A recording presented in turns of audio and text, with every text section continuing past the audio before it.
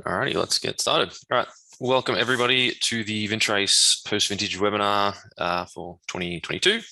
My name is Christor, and I'll be running you through everything you need to know today. We'll probably run for about 45 minutes, maybe an hour, depending on how we go. So I've got a few topics to cover, and then if you've got any questions, just send them through in the little Q&A function in your webinar. I'll try to answer some of those live as I go. Otherwise, I'll just answer them all at the end. So just send them through as you get the questions, but I'll do my best to answer them all at the end if I don't do it when you send them. We will be recording this to YouTube as we do with every other webinar, so you can jump on, subscribe to that webinar playlist so you'll get it, but you should get an email as well in the next day or so, hopefully, with a link to that. So you can rewatch it or send it through to anyone else who might need access. So today's topic is, I guess, post-vintage. We're just looking at, I guess, tidying up some things. You can also use this, I guess, as a bit of a learning tool for next year of things that you might have missed or can improve on. So I've got a range of topics, just things like fixing up any fruit intakes that you might have, made a mistake with. We'll look at a little bit on sort of fermentation and how we can go through that. And then some sort of inventory adjustments for some of your additives, that kind of thing.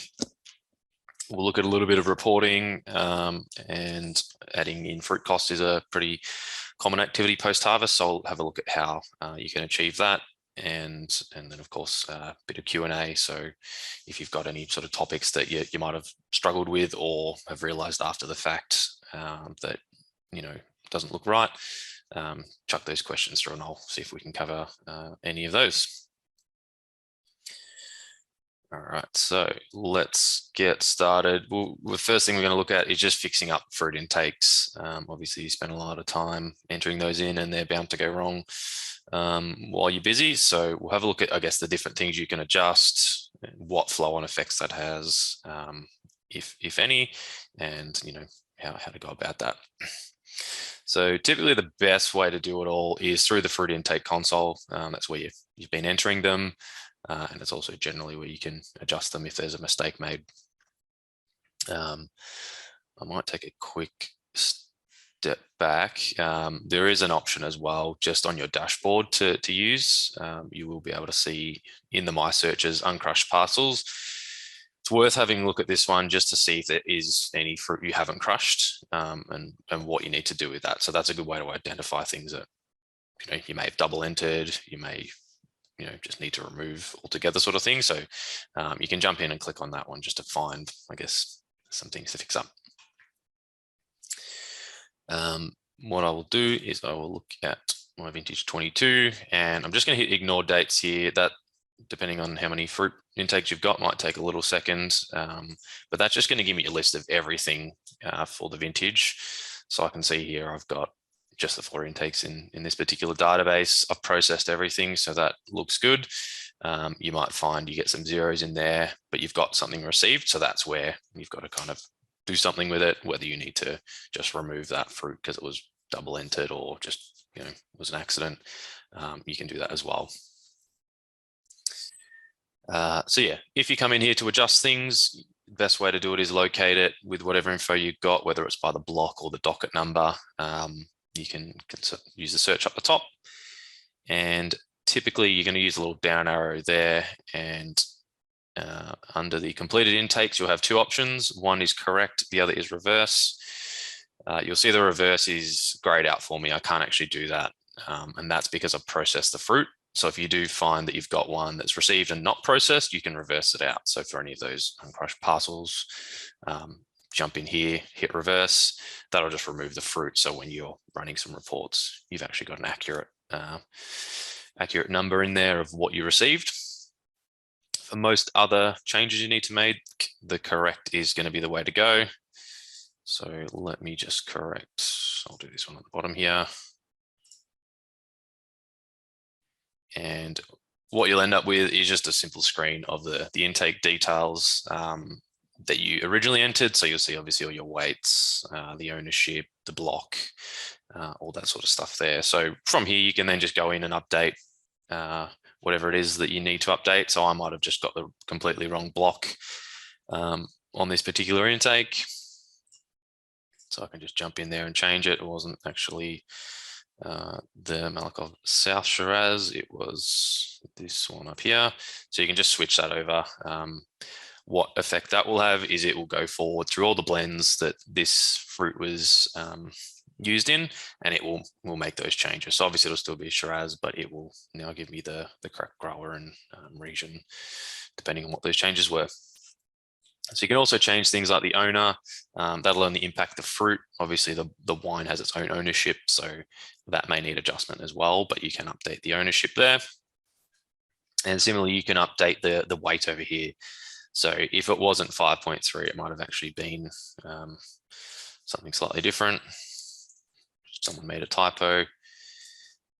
It could have been 5.5 tons. So you can update that, no problems. Again, that will update the extraction. So you'll get a slightly different liters per ton. When you have a look at it, it won't change the volume of the bulk wine. So if you've got the volume wrong on the extraction, that's something else we need to look at, and is the next one on the list. But you can update the tonnage there if it was incorrect first time around. So I'll hit OK. And then you'll end up on your delivery screen here. So really all you need to do is just give a reason for correction, just for the sort of auditing purposes. So I had everything wrong on this one, correct block and weights. So you can chuck in a reason there and hit save. It'll give you a new docket. So obviously we changed a bit of information on that one. So docket 46 should now give me the right block information and obviously the updated weights. So if you do need to send that through to another grower, you'll be able to do that with the correct information, and they should have the right records. Okie dokie. So that one is updated. A good way to actually find where this fruit went is you can use a little down arrow as well, and there's a view option. So you can look at a couple of things, but the juice/must option is a good one to click onto, and it will tell you where this particular product is. So I've got it in F008. And if we just have a look at, for example, the composition there, you'll be able to see it's now Heathcote Shiraz, which it wasn't before. It was obviously Grampians. I need to update my description now that I've made those changes, so you can see how it's updated the block information there. I haven't blended this one too far, but it has made those changes. And likewise, if we look at the extraction, so you can just click view in here, you'll see it's now showing the 5.5 tons. So it's going to assume that all of it is still crushed there, and it's just made a slight adjustment to my extraction rate. The volume is the same as it originally was. So if it's just the fruit needing changing, then you can go ahead and use the correct option against any of those and just go through and change them as you need.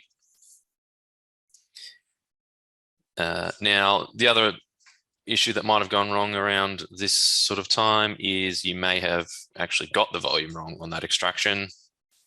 So this 3816 liters here might have been completely wrong.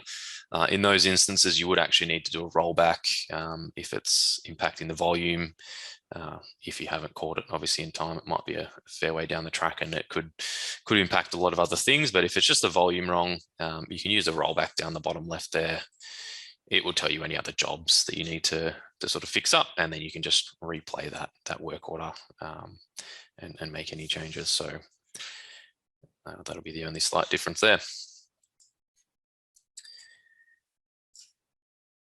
And yeah, that's essentially it for correcting fruiting takes. We'll come back probably into this section a little bit when we look at the fruit costing, but that's probably it for the intake console. But as I mentioned, you can go in and hit correct and not only change this sort of thing, but you can change how it was picked, grading, that kind of stuff, add documents. So you can go through and add a lot of extra detail if you didn't do it in the first place. Alrighty, so next on my list is just topping up of barrel ferments. So I believe we might have run through it on the pre-harvest webinar, but fermenting in barrels is something that you can do within VinTrace. And then obviously you're going to want to top up those barrels while you've got a little bit of an ullage in each of those. So I do have this batch, I believe. So I've got some Chardonnay here in barrel. You'll see there's my barrel group code up the top. And if I hit this little barrel icon, you'll be able to see that capacity of those are all 255 liters, and then that's the volume in each barrel. So you can see it's not, none of those barrels are full at the moment. So what we want to do is actually top those ones up to say they're full now with something. So we can do that via just a simple transfer. And I'll see if I've got something to top them up with. So what I want to do is actually put it over on this side, over on the right-hand side there, is my barrel group I'm topping up. And then I believe I've got myself a blending tank there with some Chardonnay, so I can use that, whatever one that you've got or that you're actually topping them up with, and take our volume out. So we use 300 liters. And then what you want to do over here on the right hand side is if you click this little icon here, it's a little calculator, sort of barrel with it. This will show you the barrels currently in the group. So anytime you're working with barrels in barrel groups, you'll be able to use this this section here, and it allows you to update the fill state basically of each of these barrels. So you can see at the moment every single one of them is a partial barrel, but I want them to be full once we're done. So the easiest way to do that is just hit select all, and then hit that set as full option, and that will just bump them all up to 255. So they'll essentially be full. If there is, maybe one barrel that you didn't fill up or something like that, you can adjust each individually. So you've always got the ability there to change them around, and you can add in, another barrel or keg or anything that needs to go into that group.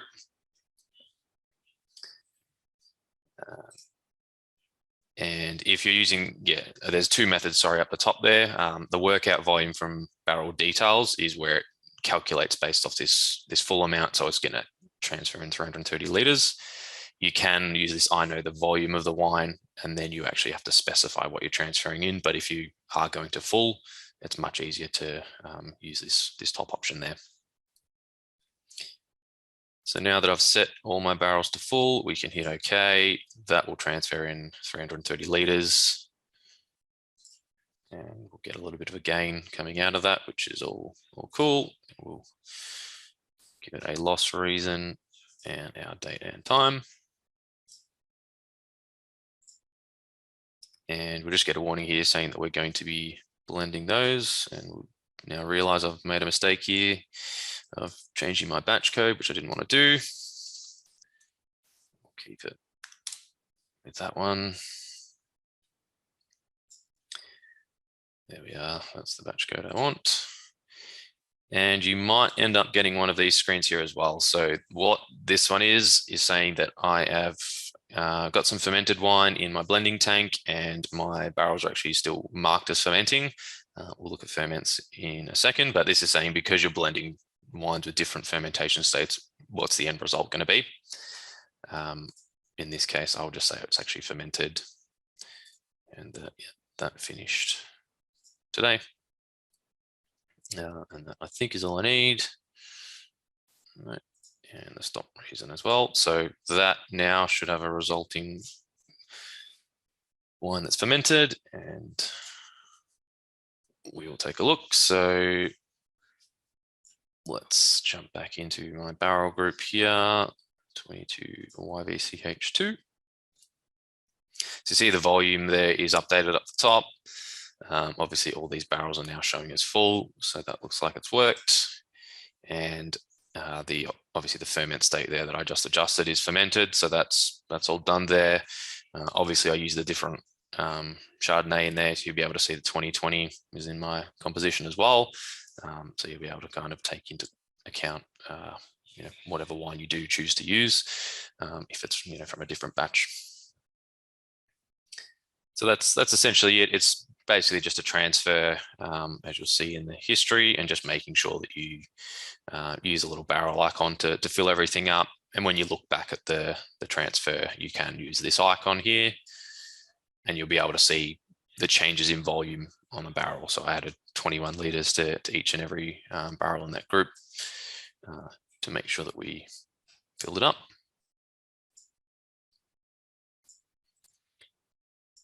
Okay, cool. So while we're sort of on the topic of fermentation, let's move on to one thing that does often get missed is actually stopping ferments. So obviously that particular wine I had wasn't fermented until I got to that point and was kind of prompted about it, and you'll end up with that happening quite frequently when you blend if you don't stop ferments. So we'll have a look at actually the best way to do that. All right, so yeah, I want to stop a whole bunch of ferments because I forgot about it. The best way to actually locate those wines is you can use a save search, and there should be a default one for most people just called wines in ferment. And you can also use unfermented juices if you haven't started them, but the same sort of applies. If you search for wines in ferment, you'll be able to see I've got these 4 here, and all this is doing this save search. If you hit the gear icon over the right here, there is a ferment state option sitting down here, and it's just filtering based on that to say show me what's still fermenting, so we can then decide, all right, let's do something about it. So there's a couple of ways you can stop these.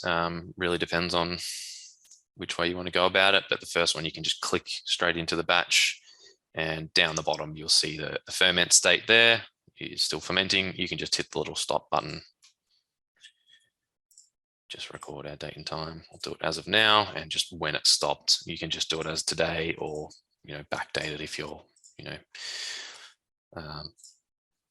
know exactly when it sort of stopped. So just simply go through that stop ferment. You'll see that is now fermented. And you can then just click through up the top right here through the little results. So you can just go through all 4 of those batches and just do the same thing and get them all stopped. And obviously if we rerun this search that we had, we should hopefully only have the 3 results in there now. So that first one is gone. That has been sort of manually stopped. So again, depending on how many you've got, you can definitely use that option. Another way to do it is if you want on a work order, again, using this search, we could highlight all 3 of these vessels. And then under the actions, we've got a work order and product treatment. And by default, everyone should have a couple of product treatments for starting and stopping a ferment. So you'll probably start them with a ferment using the start ferment option. But obviously this time we're going to stop them. And what this will do is just create a work order with each of those products in its own job, so that you can go through and save those and stop the fermentation as you're going along. So I'll just save that work order as ready. And it's probably not too important for me to print this one out, but if we go to work order 46, and we will see there just a job for each of those. So we're really just going in now and hitting complete. It's got everything filled in, so it's just the date and time and who was doing it, which I might just save as the default. So really, yeah, you go through, open each one of these up. If you're doing it as of now, then that's fine. And we can just stop each of these as we go. And if I've done everything correctly, which I sure hope I have. There we go. So there's no wines in ferment. So if you see an empty list, then you should be hopefully pretty happy with that. That means I've got nothing left to worry about. So you can jump into each wine. You can use the actions menu and set up a work order, but it should be fairly straightforward to go through and plug away through each of those.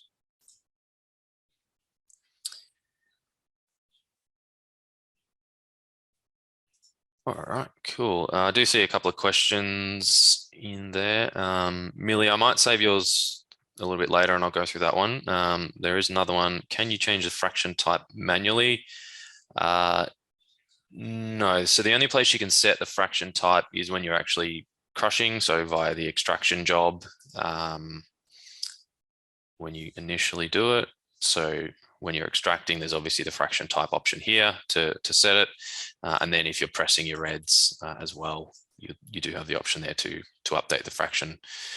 And it's pretty important to make sure you're doing this step with your reds so you get the proper liters per ton. So make sure you do a press, but there isn't any way to manually update it outside of those two operations. So I guess you just need to ideally get them right. But yeah, we can't manually update those outside of that.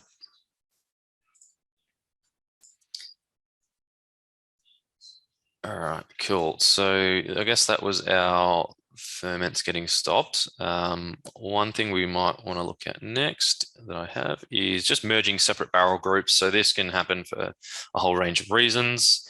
It could just be that you processed fruit on different days, it went into barrel, different days, you just set up different barrel groups. You might have done different things to them, but now you want them in the one group. It could even just be a single barrel that's by itself, and then you've got a group of say 10 barrels and you just now want to combine it all together. So we'll kind of go through that scenario, and you'll see at the top here I've got the same batch code 22SHZ, but it's in two different barrel groups. So they've got different amounts there. So when you've got that case, really all you need to do is just to transfer to essentially blend them together. So under the operations, you can use the multi-transfer many to one. And you just need to select your source vessels here. So in this case, it's just going to be the barrel groups. So I'll just search up those two, and I've made it difficult on myself and gave them the same name. So I'll just need to make sure that I select them separately and not the same one twice. So I want this one here. So here you would select all the barrel groups. You could have more than two. You might have a couple of individual barrels, just as long as you select everything that you want to combine. By default, a barrel group will get emptied out completely. So you'll see that this volume here is coming out. If that's not the case, which obviously it would be in this example, but if it's not the case, you can just independently select what you're going to empty if it's actually a real blend that you're doing. Okay, so now that I've got my barrel groups there, I will put my batch code in over the right-hand side. So I'll keep the batch code the same. And I don't want in that vessel. So once we've got the batch, then we can actually create a brand new barrel group, and we're going to assign all of those barrels into this new group. So we'll hit the little plus. And again, it's just going to use that default barrel group code. I'm happy to keep that as is. And now we just need to put those same barrels that are in the previous groups into here. If you've got them written down or something, you can just hit add line, type them in, or use the list functionality, which is just something like this. So if you've got them around, you can copy paste it. That's just a simple way to do it. If you don't have that and you want Vintrace to do it for you, essentially you can use this search option in here. And in the barrel search, you'll see there's a barrel group option. So because these barrel groups already exist and are sitting there, we can actually just use their code. And you'll see the two groups in there. So we'll start with the bigger one, and that will give us 8 barrels. So down the bottom there, you can highlight them all and hit use selection, and that'll put those 8 in there. And then we'll just do the same thing for the other barrel group. So we want the smaller one, which has our 4 barrels, and we'll add them in again, hitting all and use selection. And that will give us a grand total of 12 barrels with 3,060 liters. In there, you will see this little warning symbol here. It's just telling you that the barrel isn't empty. Because we are transferring out of it and then back into it, it's fine. But yeah, you can just ignore this for now. If you were filling barrels on a separate job from tank or something, and you did see that, that's something to take note of. But because on this specific example, you can kind of ignore it. Cool. Let's hit save, and you'll see we've got our volume in. So one way to just check that you've got everything right is hit the little calculator. You shouldn't really have any loss or gain. So if you're on a 0, you've done well. And that's basically it. We can save this job now, and we should only have a single barrel group remaining.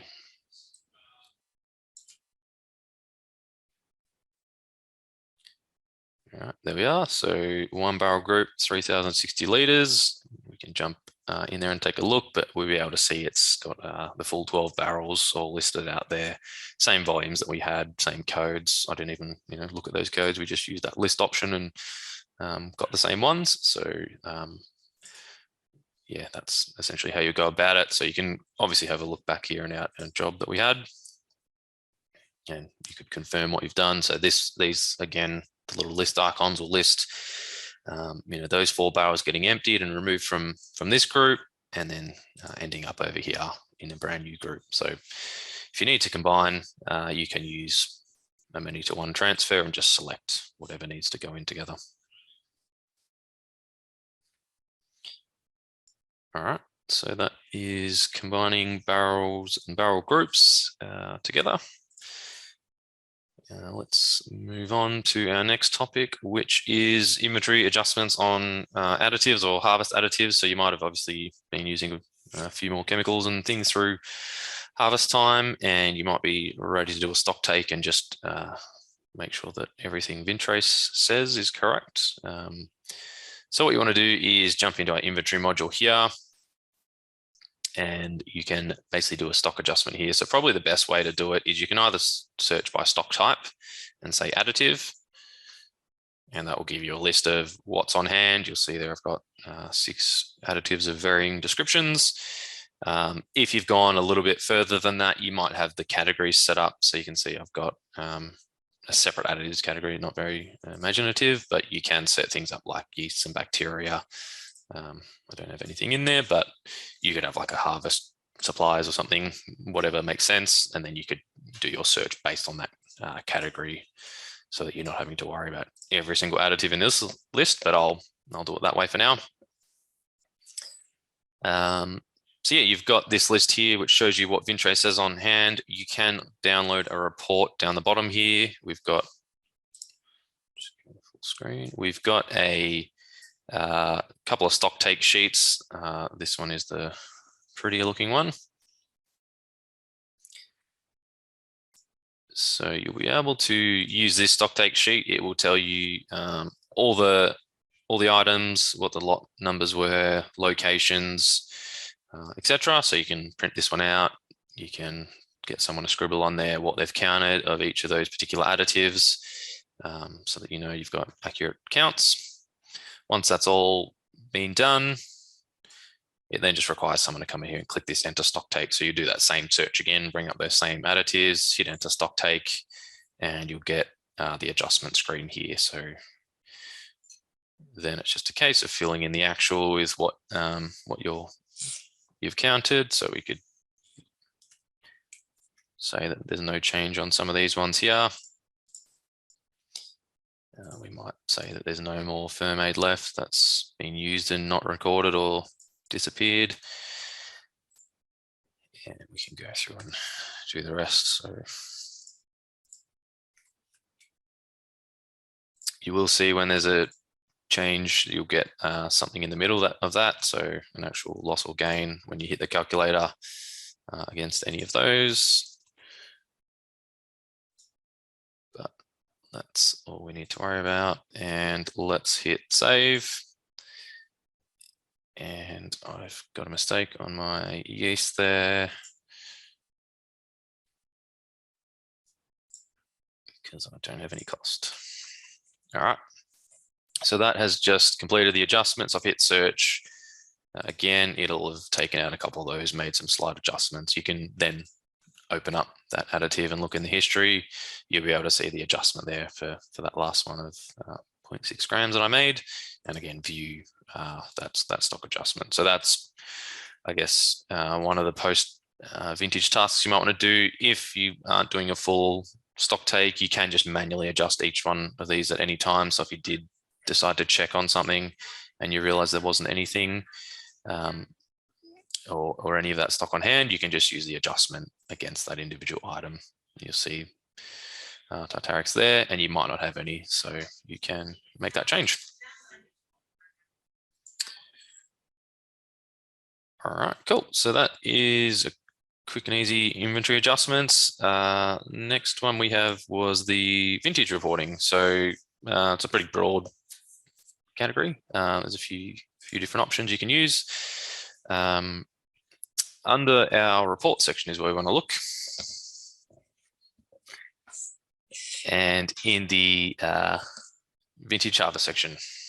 So there's a couple of different reports that we'll look at, and it really depends on what you're after. So it's a full range of things in here, but you'll be able to see probably the top two are the most useful ones I recommend. But the first one is the crush extraction report, which will give you the obviously everything you've crushed and as well the extraction rates. So you can do this a number of ways if you want to do it by block, by intake. You really just need to filter down to obviously your vintage, and you can group it by certain things. So I might go by variety, and if you hit generate, you'll get something that looks like this. So this is the crush extraction report that just appeared. So you can see I've just run it by variety. So I've got Chardonnay as the first one, 5 tons in there, and you'll see my fraction types that I've used. It'll give you a literage produced plus the extraction rate. So I just got 5 tons on that one. And then my Shiraz down the bottom was the other option there. So it's just, again, as I mentioned, zeros because I haven't pressed everything off properly, but you can sort of see by variety in this instance, or you could do it by vineyard or vintage or block. So you can kind of run this a whole range of different ways. So yeah, jump in there and take a look. The other one I do like to get people to look at is just this second one down here, the grape delivery report. And this one you can run as a PDF or a spreadsheet. The spreadsheet is a little bit nicer because you get a bit more information, and there's a few different options you can select. But again, we'll just run this for 2022.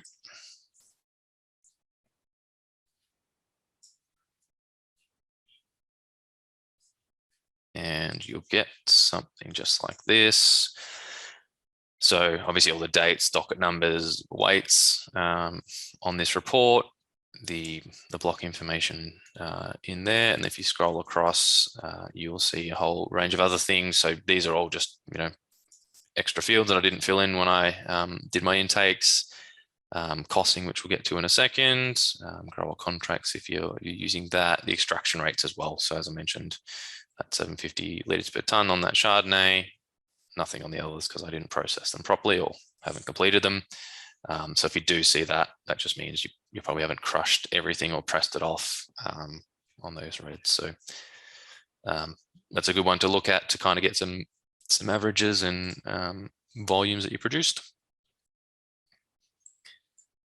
So I guess, yeah, these reports here are mostly looking at the intakes and the crush side of it. The ones below the fruit placement reports, they'll kind of show you where that fruit has now gone.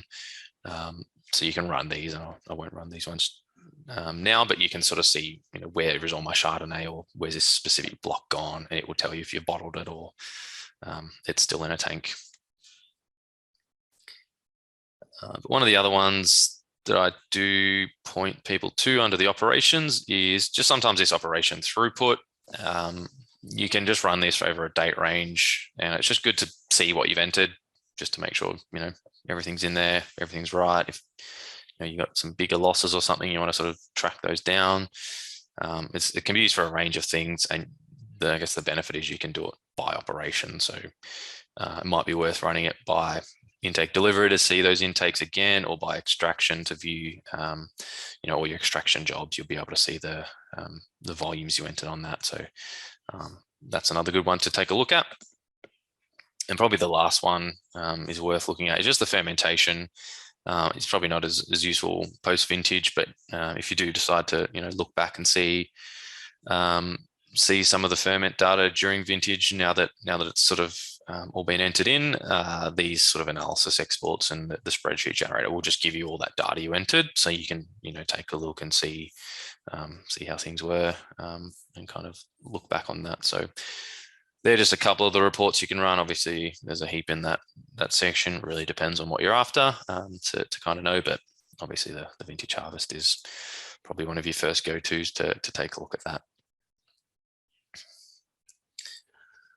Alrighty, cool. We're up to our last topic before the Q&A. So if there are more questions, send them in, but I'll just do this last topic and we'll get stuck into most of those questions. So the topic we're looking at is adding costs to our fruit intakes post-harvest. So it's a pretty popular thing with end of financial year coming and wanting to get those balances in there. So a number of ways you can do this. If you've already entered them before vintage, then you're in luck, you don't have to worry about it. But if not, one of the ways you can do it is through this fruit intake console. So again, I'll just bring up my 22 intakes, and you can simply just, like we did earlier, right at the very start, hit the little down arrow, and under completed intakes, hit the correct option. And obviously we changed some blocks and weights on this one earlier, but you can just use a QA cost analysis tab, and you'll see this little cost details section down here. So this is where you can add that in. If you don't see this, it'll be a permission-based thing. There are a couple of user permissions on costing. So if it's not there or you can't change it, you need to talk to your administrator, I guess, of your database, or you can reach out to the support team and we can help. But we can hit adjust cost, and then you can either enter it in as a total value or $1 per ton, however you're kind of calculating it. And likewise, you can enter freight in there as well. The contract stuff here, I think we talked about it in the pre-harvest webinar, but if you set up grower contracts beforehand, then there's likely you've already got costs in there, so you don't have to worry too much about inputting that. So I don't know the cost of fruit, but we'll just say that that's what it is. We'll throw in a couple $100 of freight as well. Once you hit OK and save all that,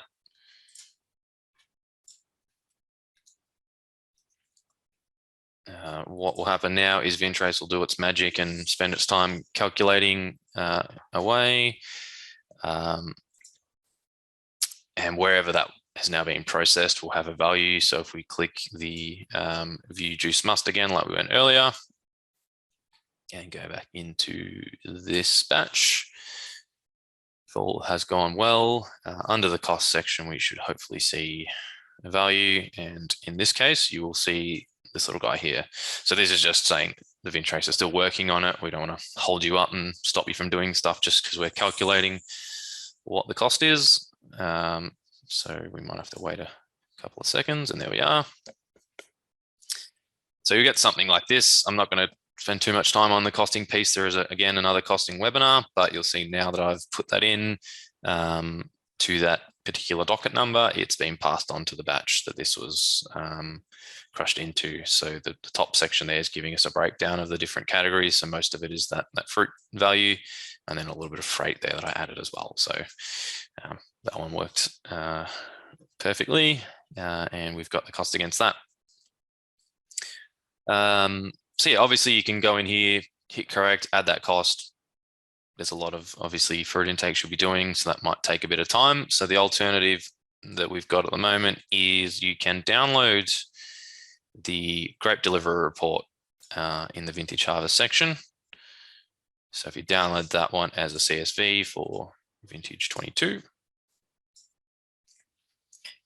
and this is the one we just had up a moment ago, but you can run this report and you will see towards the end, columns W, Y, and even Z, they'll have the values in there. So that's the one I just added. But if you want to fill this spreadsheet in, you can send it through the support team and we will upload the value for you. So just basically fill in the cost per intake docket of what you need, send it to us and we'll upload it, and that'll just process itself like that initial one did. And then once that's all done, you can jump back in here and have a look and see all the values against those fruits. You'll be able to look at each of your batch codes and see the value there as well. So that's just another way to do it. And obviously, as I said, you can set up contracts prior to vintage, and then they'll populate in here and the values assigned to those. All right, that is really all I had for the webinar today. So I will jump into any questions that we've got. So if there's any other questions anyone has, send them through now. Otherwise, I think that will do us for today. As mentioned, this will be uploaded to YouTube on our webinar playlist. So subscribe to that if you haven't, or just wait for an email that'll come soon. We should have some more webinars coming up in the next few months, so keep your eyes peeled, and thanks everybody for joining.